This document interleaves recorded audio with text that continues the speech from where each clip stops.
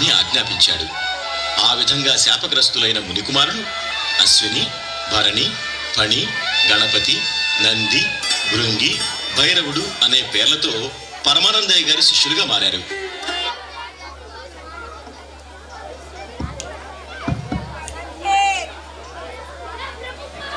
నమస్కారం గురువు గారు. అవునా, ఇంతకీ మీ పేర్లేమిటి? సరే, మీరెవరు? మీరు ఎక్కడి నుంచి వచ్చారు? మమ్మల్ని అరుణకేశ మహాముని గారు పంపారండి. మీ దగ్గర శిష్యులుగా చేరమన్నారు. అవునా, ఇంతకీ మీ పేర్లేమిటి?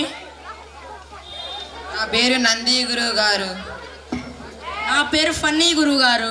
నా పేరు అశ్విని గురువు గారు. నా పేరు భైరవుడు గురువు గారు. నా పేరు గణపతి గురువు గారు. నా పేరు యోగి గురువు గారు. నా పేరు భరణి గురువు గారు.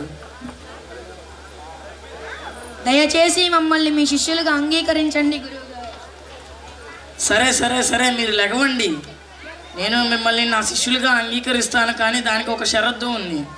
ఏమిటి గురువు గారు? మీరు మీ పనులను బుద్ధిగా చేసుకోవాలి. అలాగే గురువు గారు. సరే, నేను కొంచెం రాజు దర్బార్ వరకు వెళ్ళేసి వస్తాను, కానీ కొంచెం సేపు విశ్రాంతి తీసుకోండి. అలాగే గురువు గారు.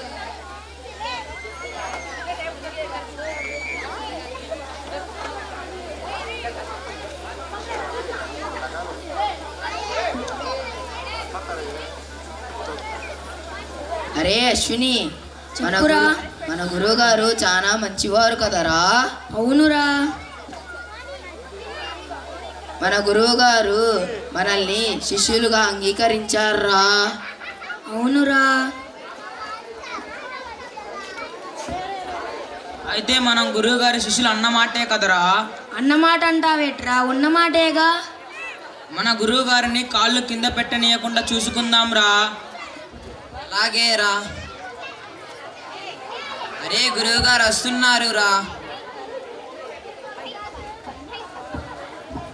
అయితే లెగవండి రా.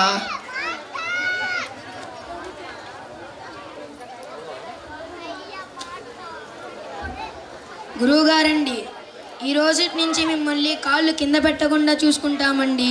సరేరా, అంతా మీ ఇష్టం.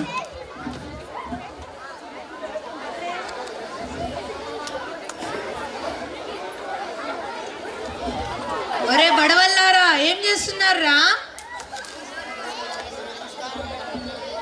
మీకు నమస్కారం పెడుతున్నామండి. అరే గురువు గారు కింద పడిపోయారు, లేపండి రా. అయ్యో గురువు గారు,